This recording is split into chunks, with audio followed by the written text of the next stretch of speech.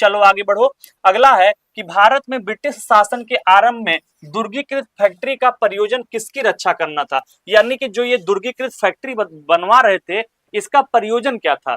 ठीक है, इसका प्रयोजन क्या था, ये सवाल आपसे पूछ रहा है, आपको बताना है इसका प्रयोजन क्या था। तो यूरोप को भेजने हेतु संग्रहित माल के लिए गोदाम चाहिए था, यहीं पे इनकी पूरी रणनीति बनती थी, इसलिए ये फैक्ट्री बनाते थे, दुर्गीकृत टाइप की फैक्ट्री ये लोग बनाते थे। ठीक है, क्लियर है?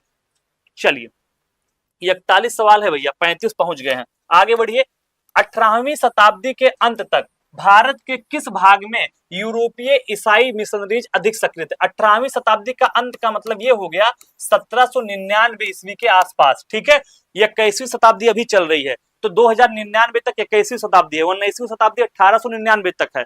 ठीक है, तो जब शताब्दी जो कह रहा है उसके एक साल कम, यानी 1800 आप कह सकते हैं। तो 18वीं शताब्दी के अंत तक भारत के किस भाग में यूरोपीय ईसाई मिशनरी जो थे वो ज्यादा सक्रिय थे? तो ये लोग उस समय बंगाल और असम में ज्यादा सक्रिय थे। ठीक है, कहां पे? बंगाल में और असम में ज्यादा सक्रिय थे। और आप सबको जानते हैं कि 1813 में ही 1813 के चार्टर एक्ट के माध्यम से, किस एक्ट के माध्यम से?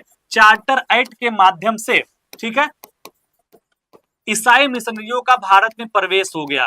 ठीक है, ईसाई मिशनरियों को